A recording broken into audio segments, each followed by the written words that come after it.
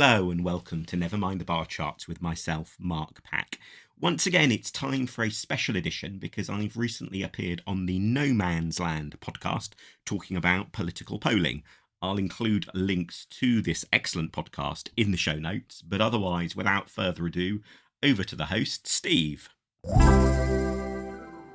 Hello and welcome to No Man's Land. We are a podcast and publication about moderate politics, in particular about how we can have a discourse that avoids a culture war. Hence the name, about being between two warring trenches. The podcast is run by me, Steve O'Neill, and my collaborator Martin Rogers. We tend to be joined each week by a guest to talk us through a topic in depth, and you can find us on Medium or wherever you get your podcasts. We really hope you enjoy it. Oh, and please do follow us and leave a review. With party conferences around the corner and a new PM, eyes will be on changes in the polls. But how should we interpret them? Who better to unpack that for us than Mark Pack, author of the book Polling Unpacked and Lib Dem president? Mark, welcome, and perhaps for listeners you could introduce yourself. Thanks very much. It's lovely to join you on the show. As you said, I'm president of the Liberal Democrats, which is one of the more obscure political roles, I guess, in British politics. What it means is it's a volunteer post, and it means I chair the party's board. So for those who aren't so familiar with how political parties work, it's a bit like being the chair of the board of trustees. So a different role from the party leader, different role from our chief executive, and more like, the sort of chair of trustees role you find in lots of other organisations. Wonderful. And we're going to talk a bit about if you don't mind, the Lib Dem, just as we segue in, because I think having you here would be remiss not to. But the main topic of the day is your book, and perhaps we'll get on that in a second. But tell us first about the mood in the Lib Dems. It feels pretty positive right now. It definitely does. I mean, winning 3 parliamentary by-elections with huge swings from the Conservatives in around a year has obviously done a lot for the party's overall mood. And particularly because those were, genuinely spectacular results. I mean, you obviously expect anyone in any party to sort of talk up their own results to some extent. But if you take, for example, Tiverton and Honiton, the most recent of those 3, there are parts of that constituency that had previously had a Conservative MP all the way back to before Queen Victoria was on the throne. So really, genuinely upending political convention with that trio of victories. And so that's given the party a sort of big boost. Alongside that has gone higher poll ratings, and we've had sort of gains in the May local elections last year, and then much more significant scale in the May local elections this year. So there's lots of positive things. But I think also, perhaps more importantly, even than all of those metrics, I think there's a sense that there's a real role for the party. It's one of the really frustrating things, I think, if you're on a party like the Lib Dems, how the rest of the world seems to be saying all the time, well, what's the point of you? Or what's the point of you? But I do think with politics at the moment, there absolutely is a sense of there is a role for a party that is different from what Labour and Tories have to offer in England, or the Nationalists as well, if you're thinking about Scotland and Wales. So it's a much, much cheerier ship than it was in the aftermath of the 2019 election and all that flowed from that. And it feels like regions are very important in some of that, because the elections you mentioned with the big swings are broadly, I think, in the south of England, we'd say. And do you think there are any particular reasons for that? Is there something about politics in the south that the Lib Dems have tapped into recently? I don't think it's so much about it being southern England per se, but I think it's more about areas where the sort of politics has in many ways been dominated by the Conservatives, and the Liberal Democrats, we've managed to establish ourselves as the clear alternative to the Tories, pushed in that sense Labour aside, or displaced Labour. And many of those areas are in southern England, but in a way the distinguishing characteristic is that sort of nature of a two-party Conservative versus Lib Dem fight. And hence, for example, winning in the North Shropshire, which, as the North in North Shropshire, I guess, gives a clue, is in the Midlands rather than in southern England. And I think what that illustrates is, I think, a big challenge, even for the Conservative Party, having dropped Boris Johnson and got a new Prime Minister in, is it's really unclear, I think, what the government's message is outside the red wall. And I was really struck by this in the Chesham and Amersham by-election, the first of that run of 3 wins back last summer, where, talking to people who have been lifelong Tories who were unhappy with the government, trying to persuade them to vote Lib Dem, it really felt like pushing an open door, because they were hearing the government say things about what it wanted to do in the red wall, and whether or not, you're persuaded by that. At least if you're in the red wall, there was a sense of there are some government policies and rhetoric directed at you, whether or not you happen to find those persuasive. But for the rest of the country, it felt very much like the Tories are not really interested in the sorts of places that had previously, elected Tory MPs with huge majorities and the like. And I think that's one of the real challenges. It'll be fascinating and slightly scary, perhaps, to see how Liz Truss grapples with that. Is Boris Johnson managed to put together a very disparate coalition, and it was already beginning to fray in the latter parts of his premiership, and I find it really hard to see how Liz Truss is going to successfully keep that coalition together. And again, that's quite, from a political point of view, quite interesting and exciting for the Lib Dems, because that provides a definite real opportunity for us. Now, I imagine there's a few cynics that you probably come across that will say, well, it looked pretty good before the 2019 election. Things look a little bit better, I think, even before the 2017 election. And things didn't quite pan out. So why would it be different in, probably 2024, 25? We don't know.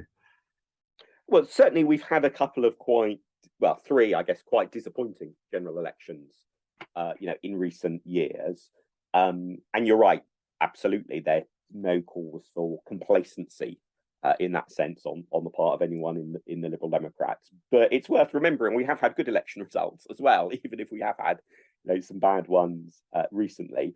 And I think one of the things that's different from, say, the run up to 2019 is we've got a much broader based and more deeply rooted recovery this time. In the run up to 2019, there was a huge bubble of Lib Dem support, that came from about a third of the way through that year.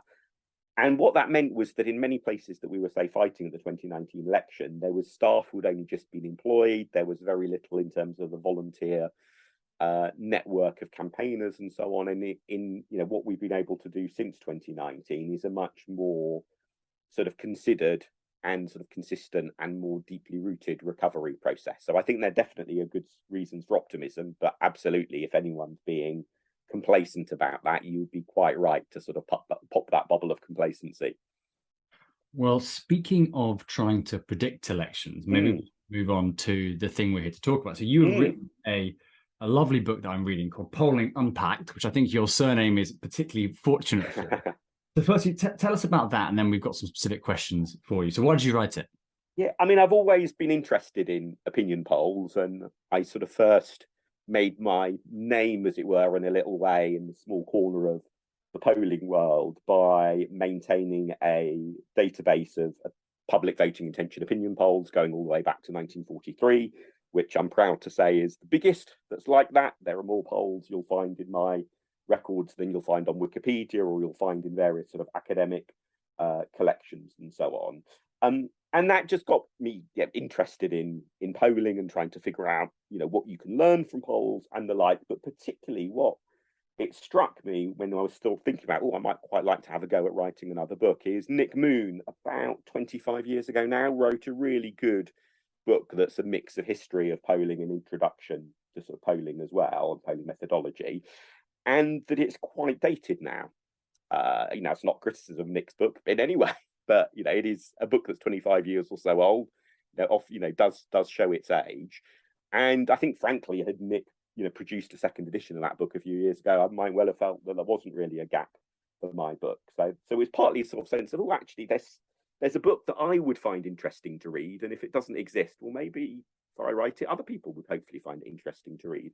And the other thing is, and we'll maybe get into this a bit with the history of polling, is the basic story about the origin of political polling is told very frequently, but it's told very frequently with quite a few sort of simplifications and quite a few glorifying of individuals who shouldn't necessarily be glorified and the like. And So it felt like there's a gap. I wouldn't say my book is some great iconoclastic work of demolishing everything we knew about the history of polling before, but certainly I hope people would get quite a different story about the history of polling from what they would have got if they'd read, a good political book previously that made reference to the origin of polling.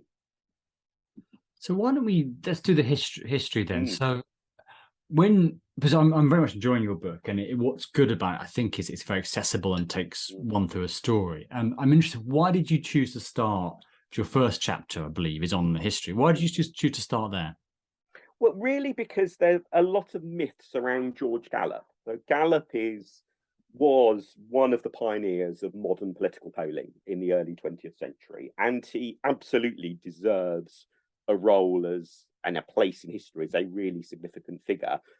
But most histories of polling are very generous to him, and they tend to overlook both his contemporaries, there were other people who were also introducing what we would now think of as modern scientific polling at the same time. They're often forgotten. The predecessors that they replaced, the previous methodologies that they pushed aside, often get a rather caricatured version of events in the history books that make them sound much more obviously dumb and stupid and bound to be replaced by modern techniques than actually is fair on them. And also there is a horrible black mark against Gallup of his methodology deliberately downplaying the views of blacks and of women in America. And although he in some ways made some nods and had some reasons for doing that, they very quickly got forgotten when he talked about how his polling figures were showing people what the voice of America was and what the American public thought. And the caveats there should have been about the voice of white men in America were, barely mentioned, barely noticed, barely made. So there's a lot there. I think, in amongst what is in some ways a relatively familiar story, there's a lot of details there that I thought would be interesting to just get out there, to dig into and learn a bit more myself, and then to hopefully, I found that fascinating. Hopefully other people will as well. It's fascinating context to have around it. So we, as I mentioned before we started recording, talk a fair bit about polling on this podcast, normally around kind of what the center ground of opinion is, but we don't recap often about what polling is. So maybe you could help us do that and start from the beginning. So what makes a poll a poll? What are they, and why do they happen so quickly? So the first election that had what we would in some way recognize as polling was the 1824 American presidential election. And what was notable about that election was that for a variety of reasons, public opinion mattered much more than it had previously, partly because the electorate was increasing in many American states, still a very restrictive electorate, all sorts of issues about sexism and racism in terms of how the electorate was conceived and defined, but it was an increasing electorate. In addition, states were moving from having their electoral college votes in the presidential election being selected by their state assemblies and the like, and instead being determined by a vote of those people who did have the vote in their state. So that made the expression of those people who did have the vote all the more important. And also the previous party system, which had seen one party completely dominant and therefore in effect who it chose as its candidate determined the outcome of the presidential election, that dominant party had its grip fracturing. So for all of those reasons, there was much more of a contest in 1824, and then hence more of an interest in, well, who might be the most popular with the public. And so what started happening were straw polls, where equivalent of a group of people getting together, often at, say, militia muster meetings, where you'd have a whole load of the adult white males in an area summoned to a militia muster meeting, and doing things like a show of hands as to who supports which presidential candidate. And you can just imagine, like you might do in a place of work, to get an informal sense of what people think. So that sort of those shows of hands gave a bit of a sense of the public's opinion, and they were done on quite a wide scale. And newspapers started reporting the outcomes of these different straw polls, and they were done in other ways as well as at militia muster meeting. And so that began to build up what was, more than anecdotal, but not quite as much as scientific, a sense of who was popular and who was not popular. And so that developed through the 19th century and into the early 20th century with other US elections as well. And particularly by the early 20th century, a magazine in America called the Literary Digest had a run of several US presidential elections where it did mammoth surveys, having literally millions of Americans take part. And it used those to predict what the result would be of the US presidential election. And it got several US elections correct in a row. And it made a huge virtue of the fact that it was having millions of people taking part. However, it was doing things like posting out sort of response cards to the readers of the magazine. And so it was a very self-selecting sample in many ways. It wasn't a proper random sample of people, but it was a sample that was biased, as we would now understand it, in different ways. And then George Gallup, along with two others, Crosley and Roper, who tend to be somewhat overlooked in the story, all three of them started doing what we would think of as modern scientific polling for the 1936 US presidential election. And they started trying to put together random samples. And so you had the self-selecting samples of the likes of Literary Digest, and you had the random samples of the trio of modern pollsters. And the Literary Digest predicted that in 1936 it would be a landslide Republican win. The trio of modern scientific pollsters predicted that the Democrats would win quite handily, and they were right. George Gallup, being the best self-publicist of the three, tends to get the accolades. But in fact, his polls were less accurate than the other two. And indeed, none of their polls were that brilliantly accurate. The key thing is they got the winner right when the Literary Digest and others were getting it wrong. But in an irony that often applies with political polling, if you get the winner right, but you're way off on the vote share, people tend not to really mind. So even in that very first election where the modern pollsters claimed it was a triumph for their methodology, they definitely got the winner right, and they deserve huge credit for that. But one could already see some of the later controversies there would be over polling and how accurate it really might or might not be. So it feels like, I mean, that's a great story, but it feels like there's a subtle key point in there. And you mentioned a survey by Literary Magazine versus a poll. And if I understood it right, it's the randomness or the representativeness of the sample that's the really key thing here. Yeah, the really important insight is that what matters is the quality rather than the size of your sample. And just to think of a really simple example, imagine you were wanting to do a poll about maybe the Premier League and regulation of football or the football rules or something about how the game's operating. If you were to stand outside, say, the Emirates Stadium in North London on a Saturday afternoon, you would get loads of Arsenal fans, loads of fans of whoever Arsenal is playing that day, and almost no fans of any other football club. So even if you were to sample 50, 60, 70, 80,000 people perhaps going into the stadium, it wouldn't be a particularly good sample to understand football fans in general, because it would be so biased because of how you put it together. On the other hand, if you were to randomly select 1,000 season ticket holders of different clubs from all across the country, much smaller sample, much better sample. Although if you're picking season ticket holders, that in itself would be a biased sample in other ways. But you can see how it's not just a question of how many people you talk to, but it's how you choose them that really matters. And what Literary Digest and others had fallen into was this trap of basically thinking more is better. And that was a change, a revolution that happened more generally in social science, and that you see the transfer from the days of, I guess if one goes way back, things like the Doomsday Book, where the idea was that in order to accurately know something, you have to try to count everything, through to more modern methods where you understand that getting a representative sample is a really good way of counting something. So if you were doing, say, agricultural or rural research, if you wanted to know how many sheep there are in Wales, the old way of doing it would be to try to count every single sheep. But actually, that's really hard to do. And the modern way to do it would be to take some sort of sample and to extrapolate from the sample. So there's a much wider issue about when do you get closest to the truth by trying to really count everything, and when actually is the best way to try to get close to the truth, to take a small but properly representative sample. And in the early days of political polling, by being properly representative, the way they tried to do that was by being random. So select random people from that population of people who have the vote in an election.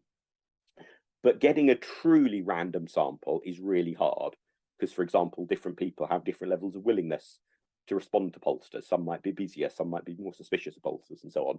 So over time, I think pollsters have got more and more accustomed to knowing that however hard they try to get a random sample, they're never really going to get a properly random sample.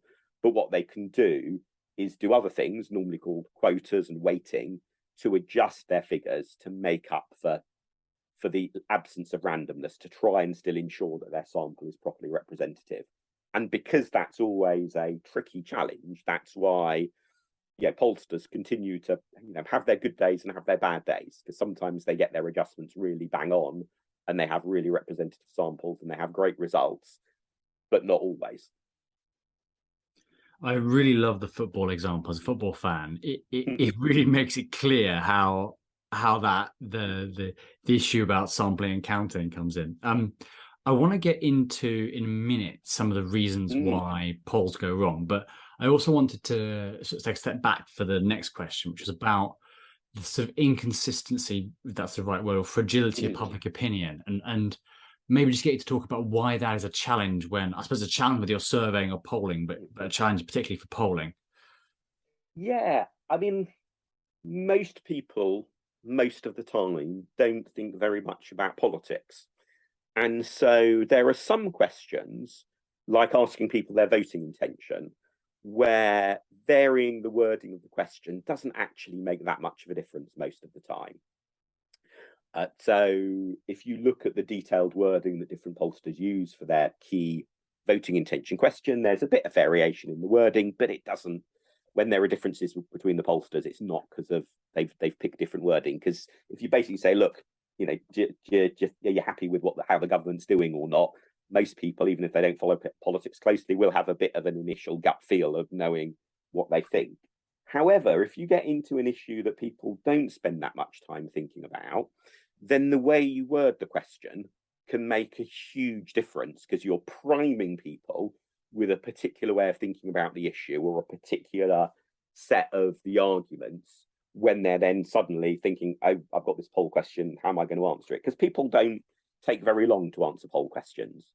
It's not like you get a question and then spend half an hour thinking about it before you answer it. The way polling happens, both online, telephone, or face-to-face, is a pretty quick, here's the question, you give an answer, here's the question, you give an answer. And so a really good example of that in recent years was in the sort of debates between 2016 and 2019 about whether there should be a second, a people's referendum on the terms of the Brexit deal, or whether Brexit should go ahead. And so, if you ask people who hadn't, given the issue a lot of thought about a question that implied, well, should there be a referendum to just check if you really got it right first time round, instinctive gut reactions often be, no, of course not. Why would we have to do that again? On the other hand, if you phrase the question in a way that was more about, well, we didn't know the exact detail of what was going to happen last time, so once we know the exact detail, should you be able to have a chance to check if you're still happy? Many more people saying yes.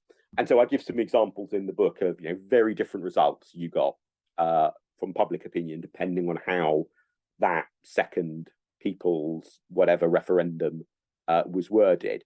And I think it's the most puzzling example of this really is actually leader approval ratings. This is one area where you get very different results depending on how you word the question. And so it's why when you're looking at leader approval ratings, it's really important to be consistent, that you compare YouGov with YouGov, or you compare Ipsos with Ipsos, or you compare opinion with opinion, because they all use different wordings. And those wordings can produce surprisingly big, consistent differences in their answers. And what all that comes back to is that most of the time, people are not spending really very much of their brain power thinking about politics. Most people, that is, you and me maybe accepted a little bit, and perhaps some listeners accepted a little bit, but most of the time not paying a huge amount of attention. And therefore, I guess to extend the sporting analogy, it's a bit like if you ask me some questions about the UCI, the world governing body for road race cycling. So I'm a little bit of a fan of road race cycling. I quite often watch the highlights on TV. I listen to a couple of podcasts regularly. but I'm not a diehard fan. And so if you were to ask me a question about the UCI and is the UCI well run or not, you could probably get yes or no as an answer from me, depending on just how you tweak the wording, even without having to get into ludicrously leading questions. Because I don't think that much about the UCI and its administration most of the time. And for most of the rest of the public, politics falls into that category too. And it's a great point, because it's so easy to forget when you and I are constantly thinking about different matters of politics that most people have, well, should we just say, better things to do, and so much is absolutely. And I think that better is a really good word, because sometimes people slip into thinking that, oh, the public are stupid. You see this quite often when with the Times Radio focus groups that they do once a month, which is a really interesting, I mean, focus groups rather than polls, so slightly different, but adjacent form of intelligence as to what the public are thinking, adjacent form of insight. And you often see on Twitter loads of people thinking, oh my goodness, all these people in this focus group are so stupid. How do they not know X and Y? And actually, people who don't know much about politics, if say they're a cricket fan, get them going on the intricacies, of the LBW rule and how it's changed and how maybe it should change in the future, and famous incidents involving controversial leg before. Yeah, there's a huge amount of technical knowledge there. It's just they decide they prefer to spend their time on the technical knowledge about the LBW rule rather than the technical knowledge around, say, proroguing Parliament. Yeah, and that's very well put. So let's get into probably what is related to the $1 million question. So the $1 million question is, can we trust the polls? But let me frame it come at a different way, because maybe not very recently, but pretty recently, and I'm thinking 2015, 2017, pollsters have had a bad run of it. They're taking some flack. In the UK, Brexit was a big example. In the US, Trump, the other one. There have been many others. So maybe could you touch on a bit about how polls, maybe in those circumstances particularly, went wrong, and why they went wrong? So I think the polls didn't go maybe as wrong as your question implies in those elections. We can maybe come on to that in a moment. But broadly speaking, when the polls go wrong, it's because their attempts to get a representative sample in some way goes wrong. So as I mentioned earlier, you can't get a properly random sample. Too many people, will not, respond to pollsters when they ask them, and unless you've got a really big research budget to really try and track people down, pick a random sample, and then really try and track down those people you picked and really badger them until you get some answers from them. So nearly all polls end up with a moderately unrandom sample and then do adjustments to try and make it representative. And some of those adjustments are relatively easy, like making sure you've got the right proportion of men and women and so on. Others are quite difficult. And in particular, the political context can change in a way that means the adjustments that worked last time don't work this time. So, for example, one of the things that has changed in both British and US politics in the last few years is there are much clearer partisan support divides depending on people's level of education than there used to be. And hence, it didn't used to matter nearly as much if you ended up with a sample that had a bit too many university graduates in, or maybe too few university graduates in. Now, it's likely to matter much more. And so pollsters quite often risk getting caught out with, well, okay, we had this system of weighting that worked at one election, circumstances have changed, and therefore they then discover, oh, bugger, that didn't work. The other thing that can go wrong with polls is I think people misunderstanding or placing too much certainty on results that should be taken with a bit of a pinch of salt. So the Brexit referendum in the UK is a really good example of that. But if you look at the polls overall in that Brexit referendum, overall they did seem to show Remain ahead of Leave, but by a small enough margin and a fragile enough margin in terms of some pollsters having a different picture and so on, that really part of what went wrong was people placed too much confidence in the conclusion, oh, the polls show that the Remain is definitely ahead, than they should have. And certainly saying that with the advantage of hindsight, absolutely, yeah, there are a lot more signs of frailty there than was really drawn out in the coverage and the commentary at the time. Or to give another example, if you look at that when Donald Trump beat Hillary Clinton in the US presidential election, if you look at the national vote share polls for Trump and for Clinton and their vote shares, and then compare the polls with the actual result, the polls were pretty good in 2016. If you had a table of US presidential elections and difference between polls and actual candidate results in terms of national vote share, 2016 doesn't stand out as being a bad election. The polls said that Clinton would win the popular vote share by a few points, and indeed she did. But crucially, the mistake that was made was there was a small number of state polls that were very badly off. And people were just sort of assumed, really, a bit too much, placed too much weight on, well, if Clinton's ahead nationally, surely she's bound to win the Electoral College. And again, in a sense, ahead of 2016, that was understandable, because only once previously, and in the last century or so, had the person who had won the popular vote not won the Electoral College. And that was the really weird and unusual circumstances of the knife edge 2000 general election, Gore versus Bush. So sort of thinking, well, if whoever's ahead in the national polls, they're bound to end up being president, was a reasonable shortcut for people to make. And so although that was partly fed by polls being wrong, it was also partly fed by people placing too much confidence in the polls and not remembering that even when polls are being pretty good and when they're being right most of the time, that's not quite the same as being right all of the time. So it sounds like, to attempt to summarize back, there's a bit of an art to the science of adjusting to a random sample. And then what happens is commentators go over-interpret and over-predict, and then that sounds more wrong than it really was. Yeah, and there's a few other ways other than the sampling problems and the representative problems that polls have gone wrong, but that is the sort of the dominant sort of technical one. So there have been problems where polls have, for example, stopped too far before polling day with their sampling, and if there's been a late swing, they've been caught out that way. So there are a few other things that go wrong as well. One of the intriguing mysteries of polling is that when it does go wrong, it's a bit like a tightrope walker falling off the tightrope. It's very dramatic, and you sort of attempted to think, well, there must just be one thing that went wrong. They're just, they took the wrong step. They missed the tightrope and they fell, horribly to the ground, or hopefully into a safety net. But when you delve into the postmortems that are carried out, it's normally a much more complicated picture, in that normally what happens with polling, it's a bit like, and this is why I use the analogy of tightrope walking, is if you're a tightrope walker, I'm not one myself, but I understand the way that tightrope walkers get it right is that it's not that they're perfect. It's that almost like every step they take, something's going a bit wrong. Their balance is going a bit one way, their balance is going a bit the other way, but they keep on adjusting. And what undoes you as a tightrope walker is if you hit the bad luck of several errors, several mistakes, all piling up in the same direction.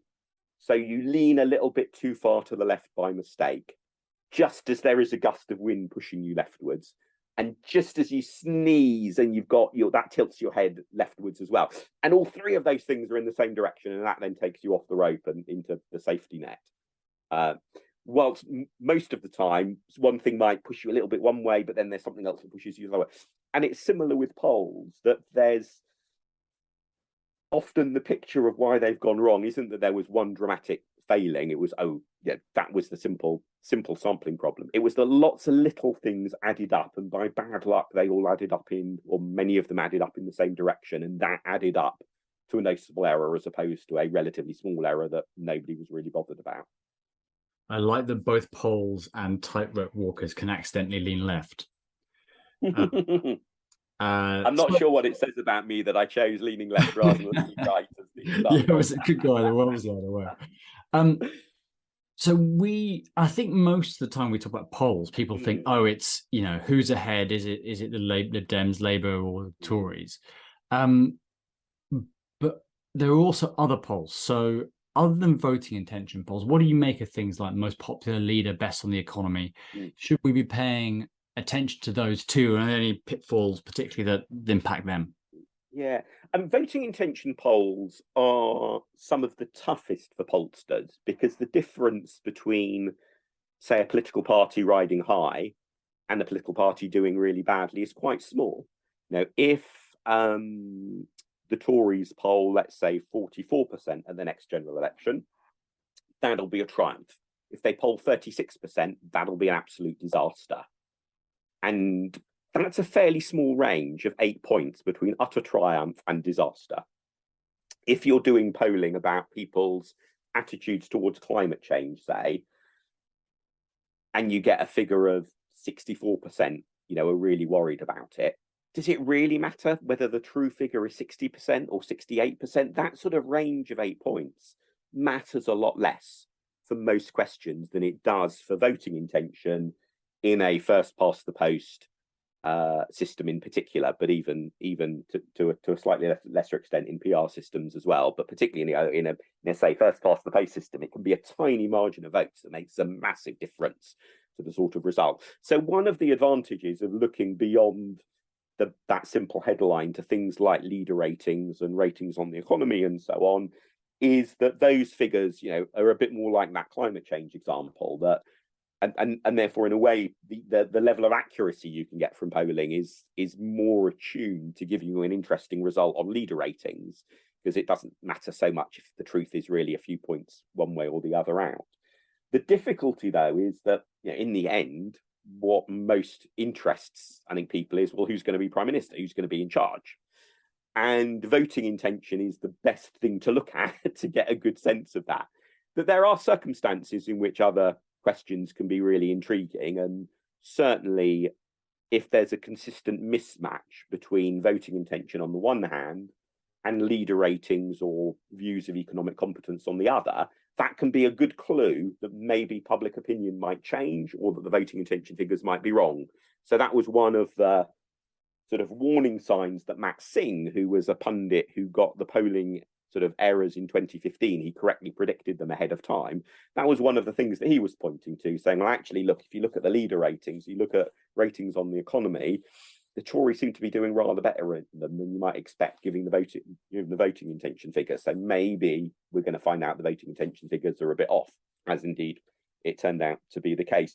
But the real problem, I think, with sort of getting too interested in those other measures and trying to use them as a proxy for voting intention is that there isn't a just sure and straightforward, relationship, that they are a bit of a proxy. And therefore, if you want to know in the end who's going to win, voting intention is really the thing to look at. But that said, of course, there are many other things that are of interest in politics. And in particular, if you're wanting to understand why a candidate or a party is ahead, then those other questions are absolutely invaluable in giving a richer sense of the picture. That's very, very interesting. So in 2022, it feels like a theme is that technology is changing everything. So I'm interested in the future of polling and how, what is changing now. And I'm very interested also to ask you about some of the modeling that's using polling. So I've heard lots about MRPs, for example. I wonder if you could attempt a plain English explanation of some of those kinds of methods. Yeah. So MRP is a form of sort of statistic modelling that was originally developed to try and extract sort of good quality insights from very large, low quality samples. And so one of the sort of initial pioneering papers in the development of MRP was looking at a whole load of poll responses from players of a particular gaming console. And so it was a very atypical sample, very skewed sample, because it was people who used this particular gaming console, but there was huge volumes of data. And so MRP was, in a sense, developed as almost what would a modern version of the Literary Digest use. You've got loads of data, but it's a skewed sample. Can we rescue some real insight from it? The way it's sort of developed for political polling and of particular interest, in a country like Britain with our first past the post Westminster system and parliamentary constituencies, is a way of trying to go from a reasonably large but not massive national sample to predicting the results with a reasonable degree of accuracy in individual constituencies. So using a lot of really clever modelling.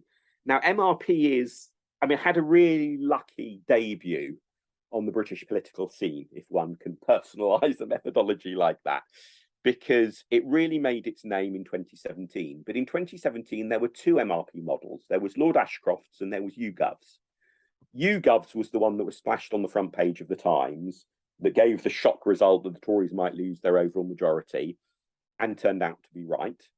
Lord Ashcroft's didn't get very much publicity at all at the time, and pointed to the Tories winning comfortably, and turned out to be wrong. So it's a little, if it'd just been the other way around, MRP would have had a debut, and we would all be spending time saying, well, actually, despite the fact that it appears to be rubbish, maybe there is really some value in it somewhere. So MRP had a very lucky birth on the British political scene. And what that illustrates is, because it involves very complex statistical modelling, there are a lot of things that can go wrong with it. And so I think MRP is hugely valuable after an election, when you can say, okay, we know that it got the picture right, and then it allows you to explain in a lot more detail what happened, because the statistical modelling then allows you to really delve into the different sorts of voters in the different sorts of constituencies in the different sorts of political context, and understand therefore why the result was what it was. But it's not a sort of a magic source of reliable brilliance that ahead of polling day means you can say, oh, look, I've got an MRP model, therefore these figures are better than what you're getting from a national poll. In particular, because when polling has gone wrong in the UK, it's almost always been the vote shares are wrong. It's not been extrapolating from national vote shares to seat numbers. There has been a little bit of that with some exit polling at general elections, where the extrapolation has ended up being done poorly. But basically, going from national vote figures to seat numbers isn't the thing where disaster beckons. Is getting the vote share figures right in the first place. And so, although MRP is a much more sophisticated way of going from vote share to seat numbers, it's not actually in that sense tackling the thing that is the biggest risk for polling. But what it does do is it gives you that much richer story afterwards. Now, in the book, you have a chapter on alternatives to polling, which is very interesting. So I'm particularly interested to hear which of those you like and which you steer clear of. And the one that comes to mind for most people is Twitter polls. Maybe we could start with Twitter polls. Do we have to talk about Twitter polls? We don't, but maybe we should. Actually, the thing that in that chapter most surprised me when I sat down to think, okay, let's work through what's the evidence here, etc., is how good betting markets are, as long as people aren't paying too much attention to them. So let me unpack that a little bit. There are betting markets on election results that are quite common for some countries, some sorts of elections, and so on. And if you look at the matchup between what betting markets predict as to who's going to win and actual election results, it's a pretty good track record, except when you get into situations where either there's very little money in the market, and so the market is really dominated by people betting in a fun way that they want their own side to win, etc. So it's, you've not got enough liquidity in the market to really be generating insight beyond the initial sort of mix of tribalist fun, or where the betting markets are getting a lot of attention, and therefore there is scope, for example, to manipulate the betting markets. And we've seen this in things like party leadership elections, where you do get some surprising movement sometimes in the prices. And again, you think, well, that may well be people putting money on to move the odds to generate then a story about political momentum. So a bit like, people and listeners who are used to economics will know that this was often something that was a frustrating challenge for monetarists in the heyday of sort of monetarism, particularly in the 1980s, that it seemed like, whenever you had a measure of the money supply that everyone started focusing on, it immediately then became a less useful measure to track. And in that sense, betting markets do have this paradoxical nature that if you can find betting markets that are reasonably flush with cash, but not getting much attention for their results, I was genuinely quite surprised to look at the evidence and see how good their track record can be.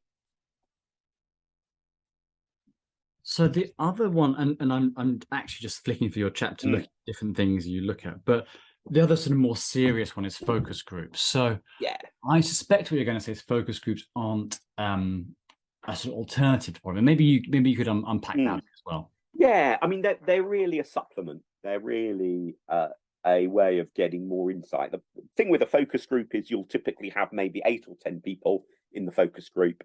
And even if you do a series of focus groups, maybe you do 5 focus groups, well, that's still only 40 or 50 people. So the numbers of participants are very small compared to, say, a national voting intention poll, which will typically be 1,000 or 2,000 people. But what you do with a focus group is you ask a relatively small number of questions and get people to discuss them.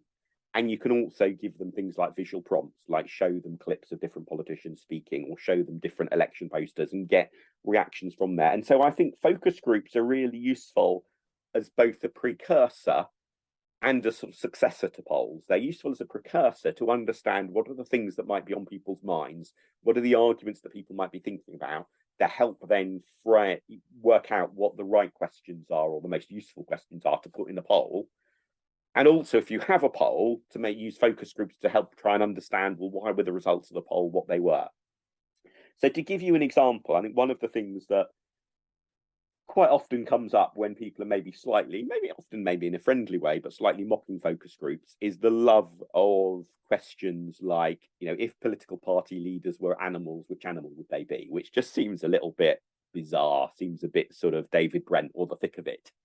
But actually can be really insightful. So certainly in focus groups during 2020, and I think it's still the case, that Best for Britain were doing, sorry, not Best for Britain, Britain Thinks were doing, the answer in terms of what animal people associated Keir Starmer with was an eagle.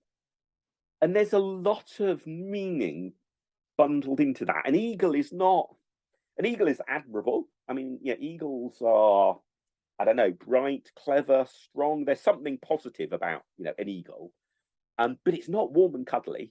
You don't really think of, oh, isn't that a really cute pet eagle? It's you don't have lots of photos of cute eagles dominating, social media timelines and so on in the way that cute cats and cute dogs and cute pandas do. So it's not cute, but there are some positive attributes, but it's a bit aloof, a bit above the fray. And so getting people in a focus group to pick an animal is in a way a little bit daft, but actually is also a really good way, particularly for people who might not think that much about politics and even if they do think about it a bit, might not be particularly skilled with the jargon or skilled with verbalizing exactly why they think what they think.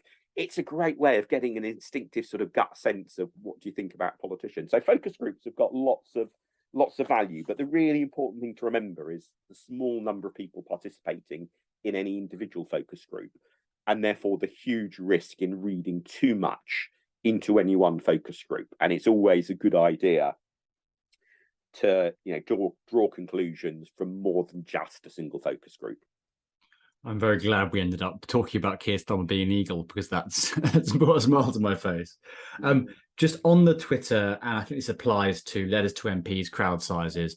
I mean, I think the obvious answer there, of course, is that they're not representative samples. I think most listeners probably aware of that. Yeah, I think the thing to be aware of, though, is you can, and for example, MPs who are good at understanding their post bag definitely can get some insight from it, because if you know how your post bag is likely to be skewed, you can still gather some insight from it.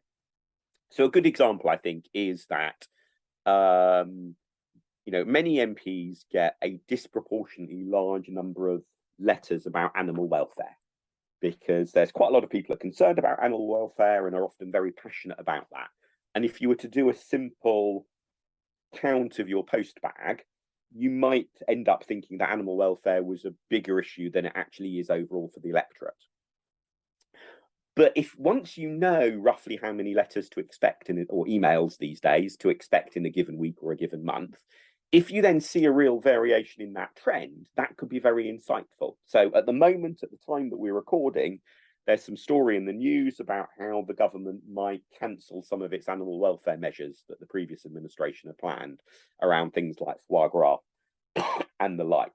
And so I think although extrapolating from an MP's email inbox this week to public opinion would be a bit risky, how much that issue has started hitting MPs, if you've got that context of knowing how much those issues have been raised previously, can provide a bit of insight. So I think one of the things with a lot of poor quality sources of data is if you're savvy enough, you can still draw some insight from that. And in fact, therefore, I stuck in a section about how bad data can still give you good insights, partly because I realised that's something I've quite often done myself in the past. I thought, well, I should at least fess up to having relied on bad data, but also take the reader through some of the ways you can still, with caution and with care and with cross-checking, but you can still get some insight from bad data. That's hugely fascinating, and I like the line, good insights from bad data. So we're coming towards the end, and however, I thought I would put you to the test a bit by throwing some current polling at you and seeing whether you can help us, choose the pun for the book, unpack some of that. So let's. I'm as we speak, I'm scouring Twitter. So we've got one from some polling from Delta Poll. This is the 16th to 20th September. And I say voting intention. So let's see. Labour on 42. They've gone down by 2 points. The Conservatives have stayed still on 32. Lib Dems +1 at 10%. And there's no other parties. So what should we make of that, if anything, that kind of poll? Yeah, so I mean, with Delta Poll, with their political polling, tend to ask very few questions. So their published polls normally are voting intention, occasionally leader ratings, but quite often nothing beyond that. Sometimes they do have lots of other questions, particularly if they're doing it for a media client. But in that sense, it tends to be relatively bare bones voting intention. So one thing to be aware of with Delta Poll is they tend to give the Liberal Democrats a slightly lower rating than other pollsters. Now, it's always tempting, if it's your favourite party that a pollster gives a lower rating to think that therefore the pollster's wrong. Not necessarily the case. Obviously, I am hoping that is the case with Delta Poll at the moment, but that's one thing to be aware of. The other thing to be aware of is that Delta Poll is similar to pollsters like Ipsos and YouGov, but crucially different from Kantar and Opinion. Kantar and Opinion at the moment have a methodology that consistently gives lower, less favourable results for Labour than other pollsters do. And so if, for example, you're wanting to compare that Delta poll with another poll, really important to not mix and match with Opinion and Kantar, because you could easily get a very misleading conclusion from that as a result.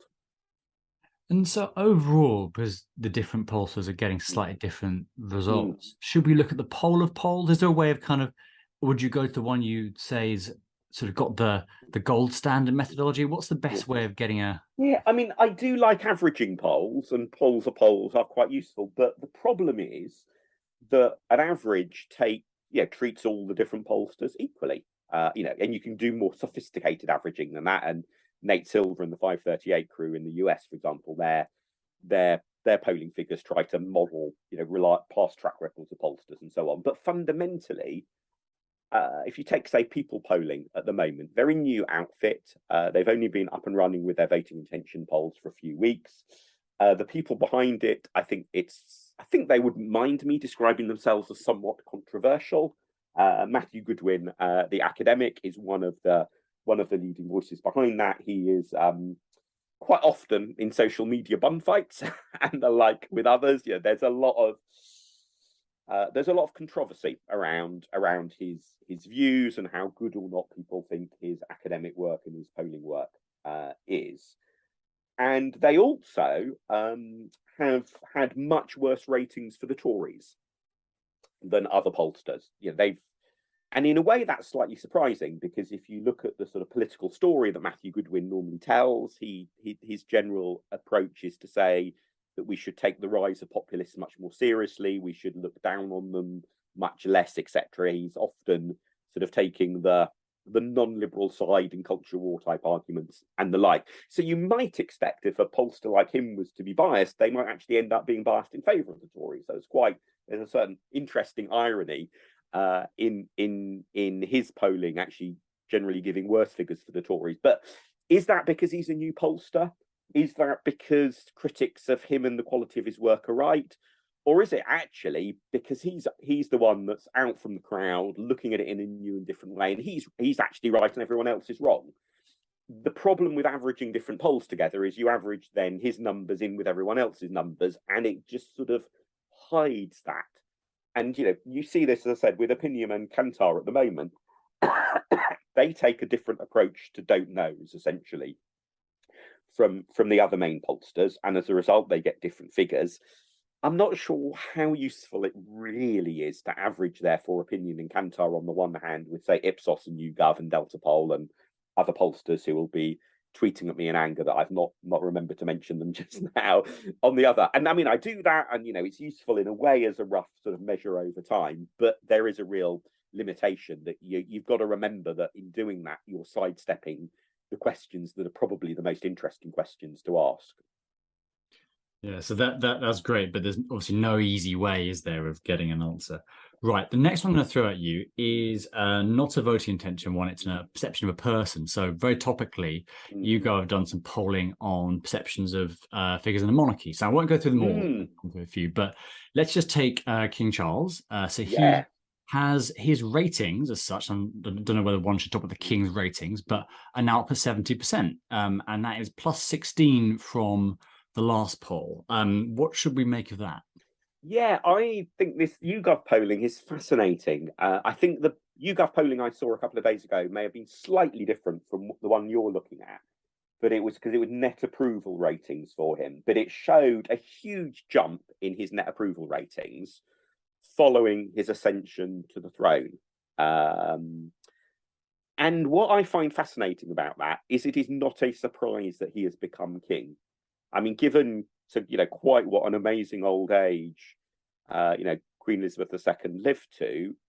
I mean, it's literally true that for decades it's been the case that he might become king at any moment in the near future. And so something that was highly predictable has happened. It's happened in a relatively straightforward, predictable way as well. And yet the public opinion has moved massively as a result. And so I think it's a really good example of how careful you need to be if you're trying to use polls to tell you what the public might think at some point in the future. But what polling really excels at is telling you what people currently think. But predicting or asking people to predict about themselves how future events might move their views is a much trickier business. And so, in this case, it's happened with Prince Charles becoming King Charles III.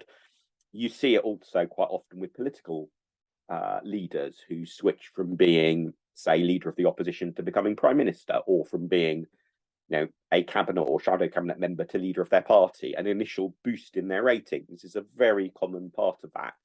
And when that's been a surprise victory, you might think, oh, well, that's the afterglow of pulling off a surprise victory. Of course, people rate them more highly. But what these Charles figures show is even when the change of situation is really predictable, fairly sad but unexceptional circumstances, public opinion can still move a lot. And so, yeah, I think it's a great warning sign for us all.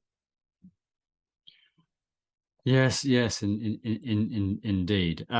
So the final one, I think, is possibly a trickier one. And so now we're looking at model. So this is Britain Predicts, a model update. So it's saying Labour majority of 30, and pretty buzz through. So it's giving Labour 340 seats. That's plus 140, Conservatives just over 200, minus 160, SNP 53, roughly the same, plus 5, Lib Dems 25, plus 14, and Plaid Cymru plus 1 at 5. So that's a Britain Predicts model. So how should we interpret that? I can't tell you when the fieldwork was because I'm not seeing it, but I think you can assume it's fairly recent. Yeah, so Britain Predicts modelling is done by Ben Walker for the New Statesman, and Ben initially ran a really successful Twitter account full of great polling news, and then has sort of segued from that into definitely being a sort of must-read journalist when he has pieces for the New Statesman on the state of the polls and the like. So he's definitely a smart, knowledgeable person. He has his own party politics, but I think one would be hard pressed to try to spot any consistent partisan bias in what he writes or how his models work. So he's definitely somebody whose figures are worth paying attention to. But how much should one really trust the cleverness of his model? Well, one thing to say is that he's not modelled very many elections. So his model has a relatively short, relatively thin track record. That's not a criticism. One just has to, because general elections, even in the last few years, don't come around that often. One has to, be in the modelling business for a heck of a long time to begin to have that much of a track record. So one is, we don't know how much track record there is. The other is that, broadly speaking, I think these models, when an election or a possible election result is fairly clear, are quite useful. When it's potentially very close, that gets into the sort of thing that models find it really hard to get right. So if you take that Lib Dem figure, let's say that we could predict with absolute accuracy, absolute certainty, we've got this magic crystal ball, what the Lib Dem share of the vote will be at the next general election. Maybe let's go for 14%. Let's indulge me by having the Lib Dems up a couple of points on last time in this example. How many seats is that going to translate to? Well, if you look at Lib Dem, the Lib Dem ability to turn vote share into seats at previous general elections, running back over the last few decades, you could reasonably say that might be anything from a dozen MPs through to 30 plus MPs. You look at the sort of the vote share to seat number ratio at different general elections in the last few decades. Anything from a dozen to 3 dozen essentially, and that makes quite a big difference to your possible projections of a Tory majority and the like, or a possible Labour majority and the like, if you've got a close result. But are the Lib Dems really going to get back to being much better at bucking the national trend in a handful of key target seats in the way that the party was, say, stunningly successful in 1997, but disappointingly not so in 2019? That is about what's happening in a relatively small number of constituencies where national polling, even MRP modelling, doesn't really have the degree of resolution and confidence that one can conclude and say, oh yeah, this is definitely the case. So I think these sorts of models are useful for giving you a rough sense of what the polls mean, but one should always be careful about the apparent precision of, I think the latest Britain Lex model gives the Tories 206 MPs, and my goodness, that sounds really precise. But it's better to view that as that's way short of a decent result. That's on the precipice of a historically catastrophic result. That broader brush conclusion, I think, is the one that's sensible to draw, even though it is great fun. And I pay more attention than I should do to the details of these numbers. I'll plead guilty to that. And it can be great fun delving into the details, and is the number up 3 or down 4 from last week and so on. But it can be a little bit of a mirage when you remember how many uncertainties there really are behind the numbers. Yeah, and you're dead right. It's 206 is the exact number, so it must be the one we're looking at. To bring our conversation full circle, I'm looking at the map I'm on Twitter. It is in the south of England, indeed, where and around London is where they predict the Lib Dem seats. There's no obvious pattern, I think, to pick out. Mark, it's been wonderful and hugely insightful to have you on the podcast. Thank you for coming on. And to listeners, thank you for listening. We are, of course, the No Man's Land podcast. Do please share, tweet, retweet, etc. And I will give a final plug to Mark's book, Polling Unpacked. Mark, where can you get the book? Yeah, it's been lovely chatting. Thank you so much for the plug for the book. You can get it from all good bookshops and from some not so good bookshops as well. And all of your favourite online bookshops should have it. You can get it from Amazon, or if you prefer independent bookshops, bookshop.org, and the likes of Waterstones and so on stock it too. If you're really lucky, if it's a really big branch of Waterstones, you might even find a copy on a shelf. Wonderful. Well, thanks again, Mark, and to everyone else, goodbye.